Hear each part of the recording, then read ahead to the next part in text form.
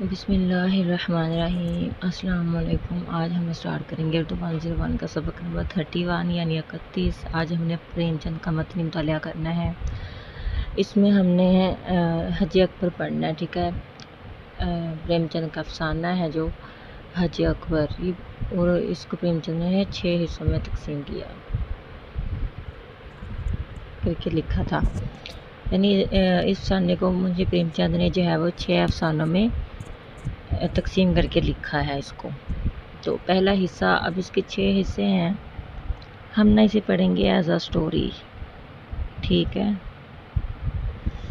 تو آپ لوگوں نے بس جو ہے نا اس کو ایز اے سٹوری سننا ہے، اور پھر ہم کیا اس کے الفاظ میننگ ہوں گے ان کو آپ لوگوں نے اچھی طرح سے یاد کر لینا ہے، اور اگر اس میں سے اگر وہ آپ کو دے دیں کہ 2 سے 3 لائنز اور کہیں کہ جی اس کی تشریح کرو، تو ہو سکتا ہے اس طرح دے دیں، لیکن ہوتا تو نہیں ہے۔ زیادہ تر تو اس میں سے ایم سی کیوز آتے ہیں، یا وہ کریکٹر پوچھتے ہیں کہ شاکرہ کون تھی یا صابر حسین کون تھے، تو اس طرح وہ گھما پھرا کے ایم سی کیوز پوچھ لیتے ہیں، لیکن اب پوچھنے کو وہ کچھ بھی پوچھ سکتے ہیں، تو شاید وہ پوچھ لیں، تو پھر آپ لوگوں نے معنی آتے ہوں گے تو اسے جو ہے آسان لفظوں میں آپ نے لکھ دینا ہے، بس وہ اس کی تشریح ہوتی ہے۔ اور باقی جو ہے آپ لوگوں نے اس ویڈیو کو اینڈ تک ضرور دیکھنا ہے، اور بس ایز اے سٹوری آپ لوگوں نے اچھی طرح سے اس کو جو ہے وہ یاد رکھنا ہے، ٹھیک ہے۔ چلیں ہم اسٹارٹ کرتے ہیں لیکچر، اور پلیز ویڈیو کو اینڈ تک ضرور دیکھا کریں، اور پیارا سے کامنٹ بھی کیا کریں، اور لائک شیئر اور سبسکرائب بھی کر دیں۔ جو اسٹوڈنٹس ویڈیوز کو دیکھ رہے ہیں ان کے لیے جو ہے پلیز ان کو چاہیے کہ وہ چینل کو سبسکرائب ضرور کر کے جائیں۔ چلیں پہلا حصہ اس کا، منشی صابر حسین کی آمدنی کم تھی اور خرچ زیادہ، یعنی کہ اس کی سیلری کم تھی لیکن جو ہے خرچہ اس کا زیادہ تھا۔ اپنے بچے کے لیے دایا رکھنا گوارا نہیں کر سکتے تھے، لیکن ایک تو بچے کی صحت کی فکر اور دوسرا اپنے برابر والوں سے ہیٹے بن کر رہنے کی ذلت اس خرچ کو برداشت کرنے پر مجبور کرتی تھی۔ ہیٹے ہم پڑھیں گے آگے جا کے۔ تو بچہ دایا کو بہت چاہتا تھا، ہر دم اس کے گلے کا ہار بنا رہتا، اسی وجہ سے دایا اور بھی ضروری معلوم ہوتی تھی، یعنی بچہ بہت زیادہ وہ اٹیچ تھا نا دایا کے ساتھ، مگر شاید سب سے بڑا سبب یہ تھا کہ وہ مروت کے باعث دایا کو جواب دینے کی جرات نہ کر سکتے تھے۔ بڑھیا ان کے یہاں 3 سال سے نوکر تھی۔ کتنے سال سے؟ 3 سال سے۔ ان میں ان کے اکلوتے بچے کی پرورش کی تھی، اپنا کام دل و جان سے کرتی تھی۔ مطلب جو ہے نا ان کی دایا جو تھی نا، وہ بہت زیادہ بچے کے ساتھ، بچہ اس کے ساتھ بہت زیادہ اٹیچ تھا، اس سے بہت زیادہ پیار کرتی تھی، بچے سے اس کا بہت زیادہ خیال رکھتی تھی، اور وہ بچہ جو ہے وہ اسے سگی ماں سے بھی بڑھ کے محبت کرتا تھا، اور وہ دایا بھی بہت بچے سے جو ہے پیار کرتی تھی، ٹھیک ہے۔ تو ہوتا کیا ہے کہ جو بچے کی سگی ماں ہے نا وہ پھر زیادہ سونے لگ جاتی ہے دایا سے، تو یہ ہم آگے پڑھیں گے، ٹھیک ہے۔ تو یہ بہت انٹرسٹنگ ہے، ایسا اسٹوری بس آپ لوگوں نے اسے یاد کر لینا۔ تو اسے نکالنے کا کوئی ہیلا نہ تھا، تو کوئی وجہ نہیں تھی نا اسے نکالنے کی، کیونکہ وہ اپنا کام صحیح کر رہی تھی، جیسا کہ ہم نے میرات العروس پڑھا تھا نا ناول، تو ڈپٹی نذیر احمد کا تھا وہ، تو اس میں انہوں نے بتایا تھا، کریکٹر تھا نا ماما اسود کا، کہ وہ تو بہت زیادہ جو تھی بددیانت تھی، وہ اس کا کریکٹر جو وہ صحیح نہیں دکھایا گیا تھا، لیکن اس کی نسبت اس میں جو ہے نا حج اکبر میں جو دایا ہے نا، یہ ایک بہت ہی اچھی اور جو ہے جس کے تحت دیاندار جو ایک دایا تھی، ٹھیک ہے۔ اور خواہ کیچڑ نکالنا صابر جیسے حلیم شخص کے لیے غیر ممکن تھا، مگر شاکرہ اس معاملے پر شوہر سے متفق نہ تھی۔ شاکرہ اس کی بیوی تھی، اور جو بچہ تھا نا اس کی سگی ماں تھی، ٹھیک ہے۔ تو اسے شک تھا کہ دایا ہم کو لوٹے لیتی ہے یعنی لوٹتی ہے ان کو۔ جب دایا بازار سے لوٹتی تو وہ دہلیز میں چھپی رہتی کہ دیکھو کہ آٹا چھپا کر نہیں رکھ لیتی، لکڑی تو نہیں چھپا دیتی، اس کی لائی ہوئی چیز کو گھنٹوں دیکھتی، بار بار پوچھتی اتنا ہی کیوں، کیا بھاؤ ہے، کیا اتنا مہنگا ہے، مطلب وہ بہت زیادہ پوچھ گچھ کرتی تھی۔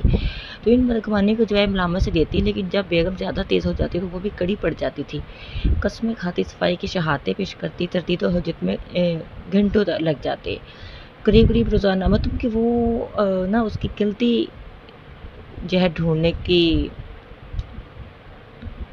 وہ اس کی غلطی ڈھونڈنے کی کوشش کرتی تھی جو شاکرہ تھی نا، کہ کہیں پر یہ مسٹیک کرے تھوڑی سی اور میں بہانہ بنا کے اسے گھر سے نکالوں۔ تو قریب کی روزانہ یہی کیفیت رہتی تھی اور روز یہ ڈرامہ دایا کی خفیف سی اشکریزی کے بعد ختم ہو جاتا تھا۔ دایا کا اتنی سختی جل کر پڑے رہنا شاکرہ کے شکوک کی آپ ریزی کرتا تھا۔ اسے کبھی یقین نہ آیا تھا کہ یہ بڑھیا محض بچے کی محبت سے پڑی ہوئی ہے۔ وہ دایا کو ایسے لطیف جذبے کا اہل نہیں سمجھتی تھی، یعنی کہ وہ دایا کو سمجھتی تھی کہ یہ شاید ہمیں لوٹنا چاہ رہی ہے اور حقیقت میں یہ بچے سے پیار نہیں کرتی، ٹھیک ہے، مطلب وہ نیگیٹو سوچ جو نا، لیکن دایا جو تھی وہ بہت اچھی تھی حقیقت میں۔ تو ہیٹا یا ہیٹے ہونا، کمتر ہونا، گھٹیا ہونا، اشکریزی، آنسو بہانا، حجت، بحث، دلیل، خفیف ہلکی معمولی سی آپ ریزی بڑھا دینا یا مضبوط کر دینا، تو دہلیز میں چھپنا یا دروازے کی اوڑ میں چھپنا، یہ اپنے اچھے سے الفاظ میں نہیں یاد کرے ہیں اور یہ بھی بالکل وہی لکھا ہوا ہے جو ہم نے اوپر پڑھا ہے نا۔ تو دوسرا حصہ اس کے اتفاق سے ایک روز دایا کو بازار سے لوٹنے میں ذرا دیر ہوگی۔ وہاں دو گنجنوں نے بڑے جوش و خروش سے مناظرہ تھا۔ ان کا مصور طرز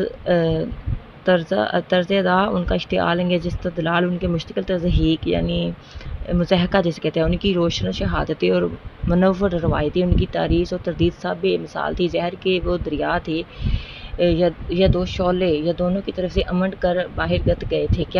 کیا روانی زبان تھی، گویا کوزے میں دریا بھرا ہو۔ ان کا جوشی اظہار ایک دوسرے کی بیانات کو سننے کی اجازت نہ دیتا تھا۔ ان کے الفاظ کی ایسی رنگینی، تخیل کی ایسی نوعیت، اسلوب کی ایسی جدت، مضامین کی ایسی آمد، تشبیہات کی ایسی موزونیت اور فکر کی ایسی پرواز پر ایسا کون سا شاعر ہے جو رشک نہ کرتا۔ صفت یہ تھی کہ اس مباحثہ میں تلخی، یاد آزاری کا شائبہ بھی نہ تھا۔ دونوں بلبلیں اپنے اپنے ترانوں میں محو تھیں۔ ان کی متانت، ان کا ضبط، ان کا اطمینان قلب حیرت انگیز تھا۔ ان کے ظرف دل میں اس میں سے کہیں زیادہ کہنے اور بدرجہ زیادہ سننے کی گنجائش معلوم ہوتی تھی۔ الگرچہ خالص دماغی ذہنی مناظرہ تھا، اپنے اپنے کمالات کے اظہار کے لیے ایک خالص زور آزمائی تھی، اپنے اپنے کرتب اور فن کے جو دکھانے کے لیے تماشے کا ہجوم تھا۔ وہ متزل کنایات اور اشارے جن پر بے شرم کو شرم آتی، وہ کلمات رقیق جن سے عفونت بھی دور بھاگتی، ہزاروں رنگین مزاجوں کے لیے محض باعث تفریح تھے۔ دایا بھی کھڑی ہو گئی کہ دیکھو کیا ماجرا ہے۔ یہ تماشا اتنا دل آویز تھا کہ اسے وقت کا متعلق احساس نہ ہوا، یعنی وقت کیسے گزر رہا تھا اسے بالکل احساس نہیں ہوا، اتنی تیزی سے گزر رہا تھا۔ یک 9 بجنے کی آواز کان میں آئی تو سحر ٹوٹا۔ وہ لپکی ہوئی گھر کی طرف چلی۔ شاکرہ بھری بیٹھی تھی۔ دایا کو دیکھتے ہی تیور جو تھے وہ بدل کر بولی کہ بازار میں کھو گئی تھی دایا، یعنی بازار میں تم گم ہو گئی تھی۔ دایا نے خطا وارانہ انداز سے سر جھکا لیا اور بولی بیوی ایک جان پہچان کی ماما سے ملاقات ہوگی اور باتیں کرنے لگی۔ شاکرہ جواب اسے اور بھی برہم ہوئی، یہاں دفتر جانے کو دیر ہو رہی ہے، تمہیں سیر سپاٹے کی سوجی ہے مگر دایا نے اس وقت دبنے میں خیریت سمجھی، بچے کو گود میں لینے چلی پر شاکرہ نے جھڑک کر کہا رہنے دو، تمہارے بغیر بے حال نہیں ہوا جاتا۔ دایا نے اسی حکم کی تمیز ضروری نہ سمجھی۔ بیگم صاحبہ کا غصہ فروغ کرنے کی اس سے زیادہ کارگر کوئی تدبیر ذہن میں نہ آئی۔ اس نے نصیر کو اشارے سے اپنی طرف بلایا تو وہ دونوں ہاتھ پھیلائے لڑکھڑاتا ہوا اس کی طرف چلا۔ دایا نے اسے گود میں اٹھا لیا اور دروازے کی طرف چلی، لیکن شاکرہ باز کی طرح جھپٹی اور نصیر کو اس کی گود سے چھین لیا۔ تمہارا یہ مکر بہت دنوں سے دیکھ رہی ہوں، یہ تماشے کسی اور کو دکھائیے۔ ہاں طبیعت سیر ہو گئی۔ اور دایا جو نصیر پر جان دیتی تھی اور سمجھتی تھی کہ شاکرہ اس سے بے خبر نہیں ہے، اس کی سمجھ میں شاکرہ اور اس کے درمیان یہ ایسا مضبوط تعلق تھا جسے معمول ترشیاں کمزور نہ کر سکتی تھی۔ اسی وجہ کے باوجود شاکرہ کی سخت زبانوں سے اسے یقین نہ آتا تھا کہ وہ واقعی مجھے نکالنے پر آمادہ ہے۔ پر شاکرہ نے یہ باتیں کچھ اس بے رخی سے کی اور بالخصوص نصیر کو اس بے دردی سے چھین لیا کہ دایا سے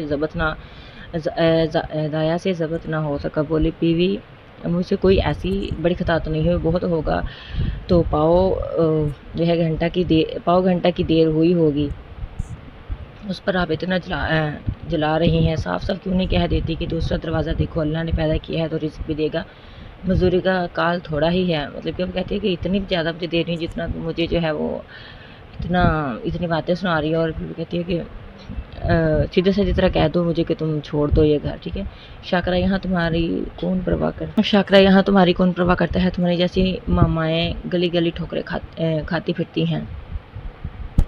دایا ہاں خدا آپ کو سلامت رکھے، مامائیں دائیاں جو ہیں وہ بہت ملیں گی، جو کچھ خطا ہوئی ہو معاف کیجیے گا، میں جاتی ہوں۔ شاکرہ یہ جا کر مرد خانے میں اپنی تنخواہ کا حساب کر لو، دایا میری طرف سے نصیر ماں کو اس کی مٹھائیاں منگوا دیجیے گا، یعنی کہ وہ کہتی ہے کہ تمہارا جو حساب بنتا ہے نا، شاکرہ کہتی ہے وہ جا کر لے لو، اور دایا کہتی ہے کہ نہیں جو اس کی جو ہے نا وہ نصیر کو جو بچہ ہے نا اسے مٹھائیاں کھلا دینا۔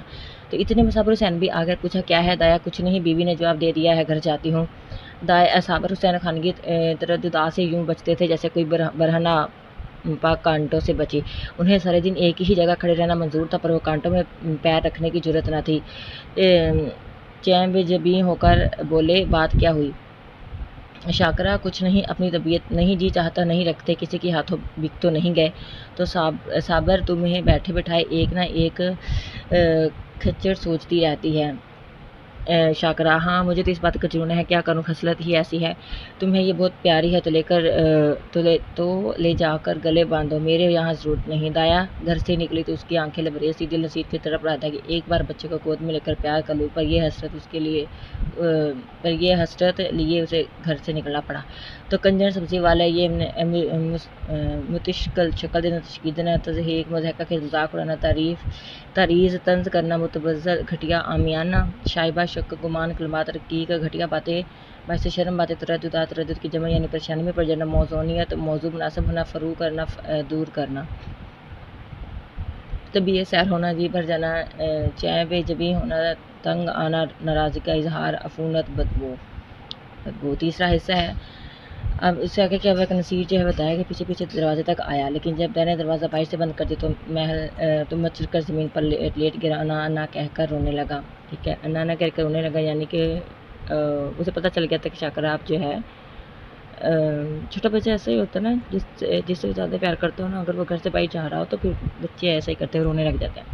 شاکرہ نے چمکارا پیار کیا، گود میں لینے کی کوشش کی، مٹھائی کا لالچ دیا، میلہ دکھانے کا وعدہ کیا، اسے کام نہ چلا تو بندر اور سپاہی اور لولو اور ہوا کی دھمکی دی، مگر نصیر پر مطلق اثر نہ ہوا، یہاں تک کہ شاکرہ کو غصہ آ گیا۔ اس نے بچے کو وہیں چھوڑ دیا اور آ کر گھر کے دھندوں میں مصروف ہو گئی۔ نصیر کا منہ اور گال لال ہو گئے، آنکھیں سوج گئیں، آخر وہ وہیں زمین پر سسکتے سو گئے۔ شاکرہ نے سمجھا تھوڑی دیر میں بچہ رو دھو کے چپ ہو جائے گا، پر نصیر نے جاگتے ہی پھر انا کی رٹ لگائی۔ 3 بجے صابر حسین دفتر سے آئے اور بچے کی یہ حالت دیکھی تو بیوی کی طرف قہر کی نگاہوں سے دیکھ کر اسے گود میں لے لیا اور بہلانے لگے۔ آخر نصیر کو جب یقین ہو گیا کہ دایا مٹھائی لینے گئی ہے تو اسے تسکین ہوئی، مگر شام ہوتے ہی اس نے پھر چیخنا شروع کر دیا، انا مٹھائی لائی۔ تو اسی طرح 2-3 دن گزر گئے۔ نصیر کو انا کی رٹ لگانے اور رونے کے سوا کوئی کام نہ تھا۔ وہ بے ضرر رکتا جو ایک لمحے کے لیے اس کی گود سے جدا نہ ہوتا تھا۔ وہ بے زبان بلی کے کدھر گیا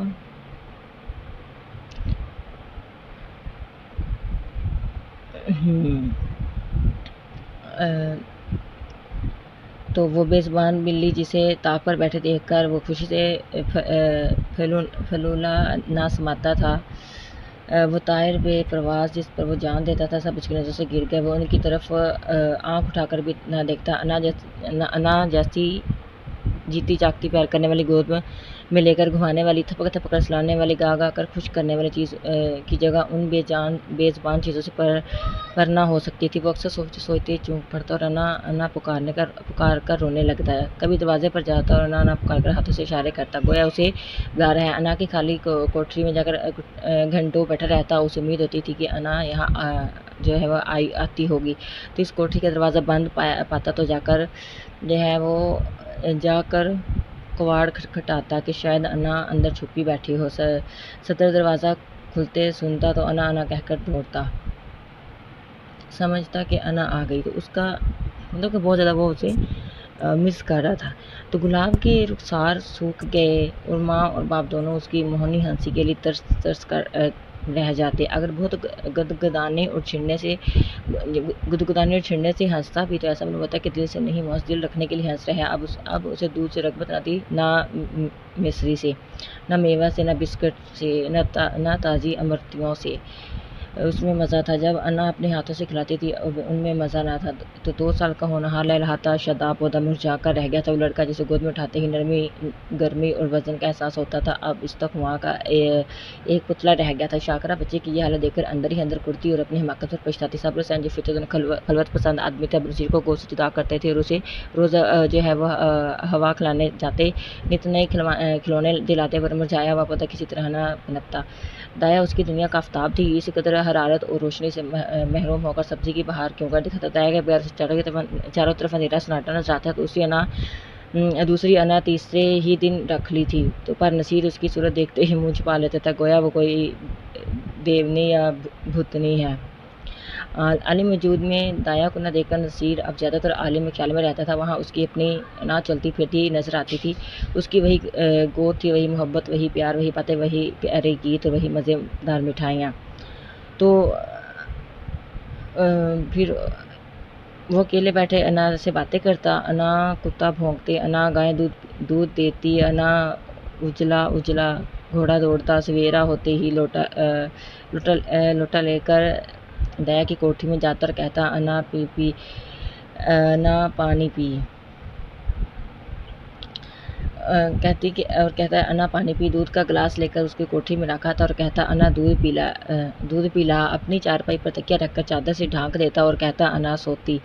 تو شاکرہ کھانا کھانے بیٹھتی تو رکابیاں اٹھا ان کی کوٹھی میں لے جاتا اور کہتا انا کھانا کھائے گی۔ انا اب اس کے لیے ایک آسمانی وجود تھی جس کی واپسی کی اسے مطلق امید نہ تھی، وہ محض گزشتہ خوشی کی دلکش یادگار تھی جس کی یاد ہی اس کا سب کچھ تھی۔ نصیر کے انداز میں رفتہ رفتہ طلفانہ شوخی اور بے تابی کی ایک جگہ حسرت ناک توکل، ایک مایوسانہ خوشی نظر آنے لگی۔ اس طرح 3 ہفتے گزر گئے۔ برسات کا موسم تھا تو کبھی شدت کی گرمی، کبھی ہوا کے ٹھنڈے جھونکے، بخار اور زکام کا زور تھا۔ نصیر کی نزاکت ان موسمی تغیرات کو برداشت نہ کر سکی۔ شاکرہ احتیاطاً اسے فلالین کا کرتا پہنائے رکھتی، اسے پانی کے قریب نہ جانے دیتی، ننگے پاؤں ایک قدم نہ چلنے دیتی، مگر توبت کا اثر ہو ہی گیا۔ نصیر کھانسی اور بخار میں مبتلا ہو گیا۔ استحکام ہڈیاں، انا دایا تو گدرایا ہوا جسم، بھرا ہوا جسم، عالم وجود، حقیقی دنیا، رکابی پلیٹ تھالی، یا مطلق بالکل یا ہرگز توکل بھروسہ۔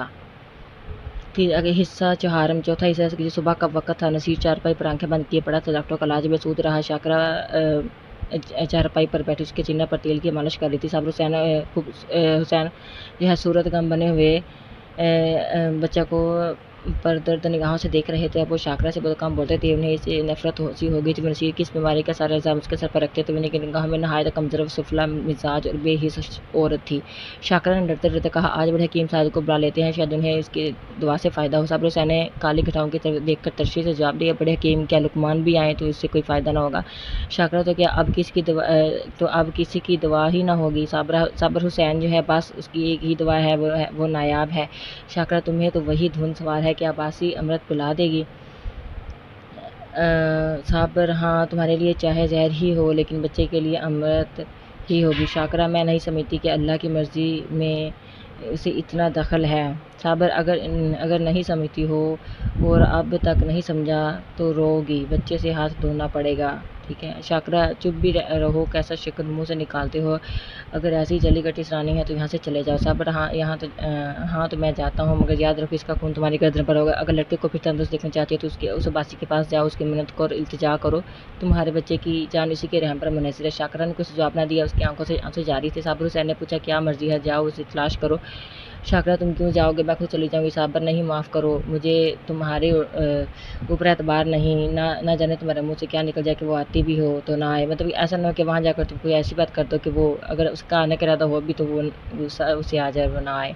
شاکرہ نے شوہر کی طرف نگاہ ملامت سے دیکھ کر کہا ہاں اور کیا، مجھے اپنے بچے کی بیماری کا قلق تھوڑے ہی ہے، میں نے شرم کے مارے تم سے کہا نہیں، لیکن میرے دل میں بار بار یہ خیال پیدا ہوا کہ اگر مجھے دایا کے مکان کا پتہ معلوم ہوتا تو میں اسے کب کی منا لاتی، اور مجھ سے کتنی ہی ناراض ہو لیکن نصیر سے اسے محبت ہی، میں آج ہی اس کے پاس جاؤں گی، اس کے قدموں کو آنسوؤں سے ترک کر دوں گی اور وہ جس طرح راضی ہوگی اسے راضی کر لوں گی۔ شاکرہ نے بہت ضبط کر کے یہ باتیں کہیں مگر امڑتے ہوئے آنسو اب نہ رک سکے۔ صابر حسین نے بیوی کی طرف ہمدردانہ نگاہ سے دیکھا اور نادم ہو کر بولے میں تمہارا جانا مناسب نہیں سمجھتا، میں خود ہی جاتا ہوں۔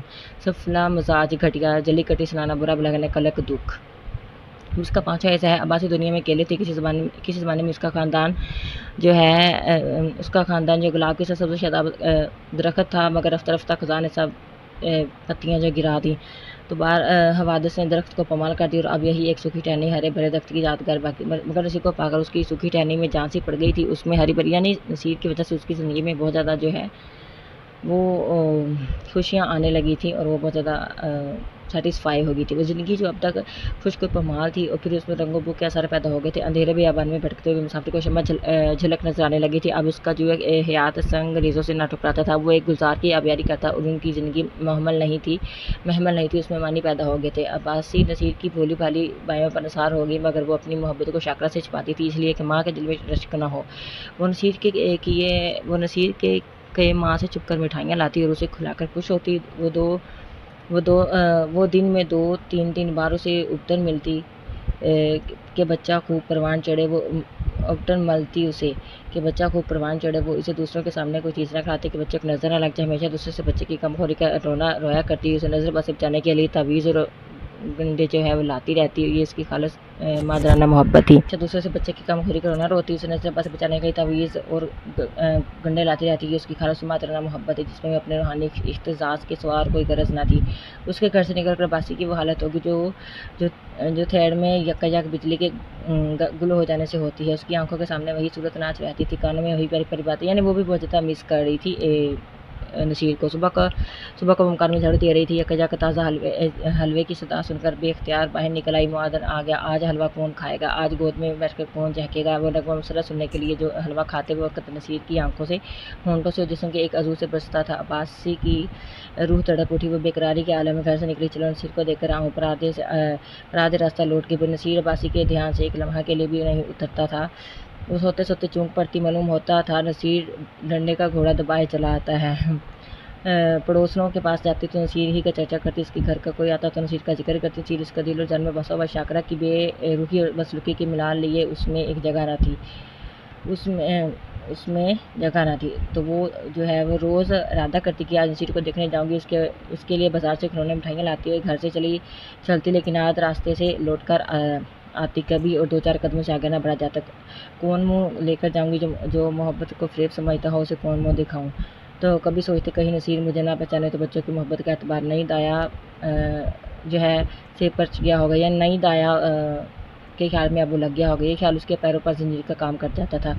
तो इस तरह 2 हफ्ते गुजर गए। पासी का दिल हरदम चाट रहता। उसे कोई लंबा सफ़र दरपेश हो। घर की चीज़ें जहाँ की तहाँ पड़ी रहती। ना खाने की फ़िक्र, ना कपड़े की। बदनी ज़रूरियात भी खुला दिल को पुर करने में लगी हुई थी।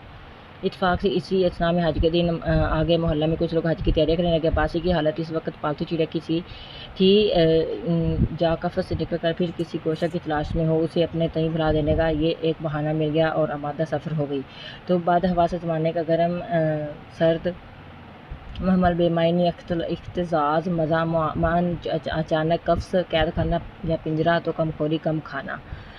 तो अब छठा हिस्सा इसका। आसमान पर काली घटाएं छाई हुई थी और हल्की हल्की फुहारें पड़ रही थी। दिल्ली स्टेशन पर ज़ायरीन का हजूम था। कुछ गाड़ी में बैठे थे, कुछ अपने घर वालों से रुखसत हो रहे थे। चारों तरफ एक कहराम सा मचा हुआ था। दुनिया इस वक्त भी जाने वालों के दामन पकड़े हुए थी। कोई बीवी से तकीद कर रहा था धान कट जाए तो तालाब वाले खेत में मटर बो देना, और बाग के पास गेहूँ। कोई अपने बच्चे जो है कोई अपने जवान लड़के को समझा रहा था सामियों पर बकाया लगान की नालिश करने में देर ना करना और 2 रुपया सूद ज़रूर मुजरा कर लेना, ठीक है, यानी ले लेना। एक बूढ़े ताजर साहब अपने मनम से कह रहे थे कि माल आने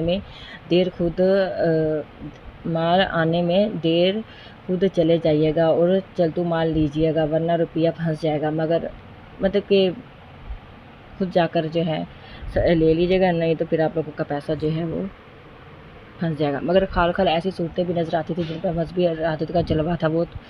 वो या तो खामोश आसमान की तरफ ताकती थी या महू तस्बीह ख्वानी थी। अब्बासी भी एक गाड़ी में बैठी जो है सोच वही थी। उन भले आदमियों को अब भी दुनिया की फ़िक्र नहीं छोड़ती। वही खरीदो फरोख्त, लेन देन के चर्चे। नसीर इस वक्त यहाँ होता तो बोर होता। मेरी गोद से किसी तरह ना उतरता। लौट कर जरूर से देखने जाऊँगी। या अल्लाह किसी तरह गाड़ी चले। गर्मी के मारे कलेजा बना जाता था। इतनी घटा अमंडी हुई है, बरसने का नाम ही नहीं लेती। मालूम नहीं ये रेल वाले क्यों देर करें हैं। तो झूठ मूठ इधर उधर दौड़ते फिरते थे। ये नहीं कि चटपट गाड़ी खोल दे, मुसाफिरों की जान में जान है आए। यकायक उसने साबर से उनको बाइसिकल लिए प्लेटफॉर्म पर आते देखा तो उनका चेहरा उतरा हुआ था और कपड़े تر تھے وہ گاڑیوں میں جھانکنے لگے۔ عباسی صرف یہ دکھانے کے لیے میں بھی حج کرنے جا رہی ہوں گاڑی سے باہر نکلا۔ صابر حسین اسے دیکھتے ہی لپک کر قریب آ کر بولے، کیوں عباسی تم بھی حج کو چلی؟ عباسی نے فخریہ انداز انکسار سے کہا، ہاں یہاں کیا کروں، زندگی کا کوئی ٹھکانا نہیں، معلوم نہیں اب آنکھیں بند ہو جائیں تو خدا کے یہاں منہ دکھانے کے لیے بھی تو کوئی سامان چاہیے۔ نصیر میاں تو اچھی طرح ہے، یا نصیر ٹھیک ہے؟ تو صابر اب تو تم جا رہی ہو تو نصیر کا حال پوچھ کر کیا کرو گی، اس کے لیے دعا کرتی رہنا۔ عباسی کا سینہ دھڑکنے لگا، گھبرا کر بولی، کیا دشمنوں کی طبیعت اچھی نہیں ہے؟ صابر اس کی طبیعت تو اسی دن سے خراب ہے جس دن تم وہاں سے نکلی، کوئی 2 ہفتہ تک تو شب و روز انا کی رٹ لگاتا وہاں، اور اب 1 ہفتہ سے کھانسی اور بخار میں مبتلا ہے۔ ساری دعائیں کر کے ہار گیا، کوئی نفع نہیں ہوتا۔ میں نے ارادہ کیا چل کر تمہاری منت سماجہ کر کے لے چلوں، کیا جانے تمہیں دیکھ کر اس کی طبیعت کچھ سمجھ جائے، لیکن تمہارے گھر آیا تو معلوم ہوا کہ تم حج کرنے جا رہی ہو۔ اب کس منہ سے چلنے کو کہوں، تمہارے ساتھ سلوک ہی کون سا اچھا کیا تھا کہ اتنی جرأت کر سکوں کہ پھر کار ثواب میں رکھنا ڈالنے کا بھی خیال ہے؟ جاؤ، اس کا خدا حافظ، حیات باقی ہے تو صحت ہو جائے گی، ورنہ مشیت ہواجدی نے کیا چارہ۔ تو عباسی کی آنکھوں میں اندھیرا چھا گیا، سامنے کی چیزیں تیرتی ہی معلوم ہوئی، دل پر ایک عجیب وحشت کا غلبہ ہوا، دل سے دعا نکلی، اللہ میری جان کے صدقے میرے نصیر کا بال بھیگا نہ ہو، اور دقت سے گلا بھر آیا، میں کیسی سنگ دل ہوں، پیارا بچہ جو ہے رو کر ہلکان ہو گیا، اور اسے دیکھنے تک نہ گئی۔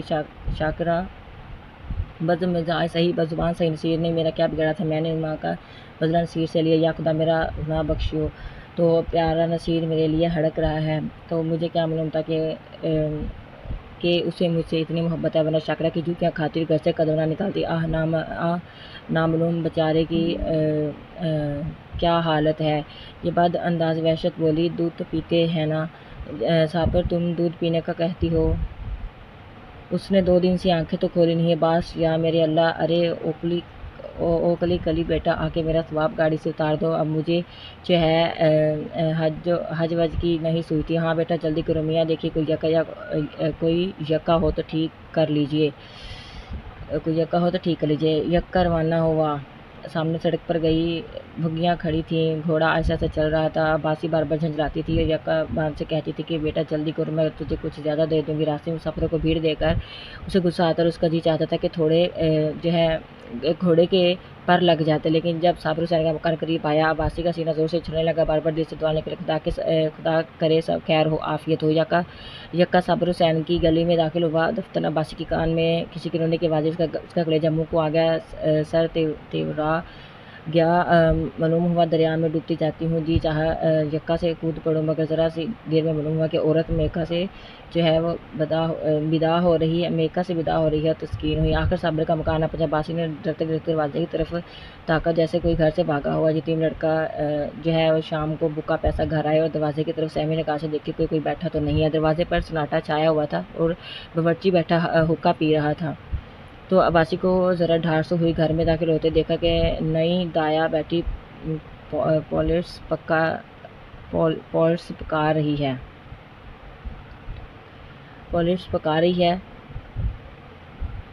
کلیجہ مضبوط ہوا، شاکرہ کے کمرے میں گئی تو اس کا دل گرما کی دوپہری دھوپ کی طرح کانپ رہا تھا۔ شاکرہ جو ہے وہ نصیر کو گود میں لیے دروازے کی طرف ٹکٹی لگائے تاک رہی تھی، غم اور ریاض کی زندہ تصویر۔ عباسی نے شاکرہ سے کچھ نہیں پوچھا، نصیر کو اس کی گود سے لیا اور اس کے منہ کی طرف چشم پر نم سے دیکھ کر کہا، بیٹا نصیر آنکھیں کھولو۔ نصیر نے آنکھیں کھولی، ایک لمحہ تک خدا کو خاموش دیکھتا رہا، تب یک دایا کے گلے سے لپٹ گیا اور آنا آئی، تو اس نے بولا۔ نصیر کا زرد مرجھایا ہوا چہرہ روشن ہو گیا، جیسے بجھتے ہوئے چراغ میں تیل جائے، ایسا معلوم ہوا گویا وہ کچھ بڑھ گیا ہے۔ 1 ہفتہ گزر گیا، صبح کا وقت تھا، نصیر آنگن میں کھیل رہا تھا، صابر حسین نے آ کر اسے گود میں اٹھا لیا اور پیار کر کے بولے، تمہاری انا کو مار بھگا دیں؟ نصیر نے منہ بنا کر کہا، نہیں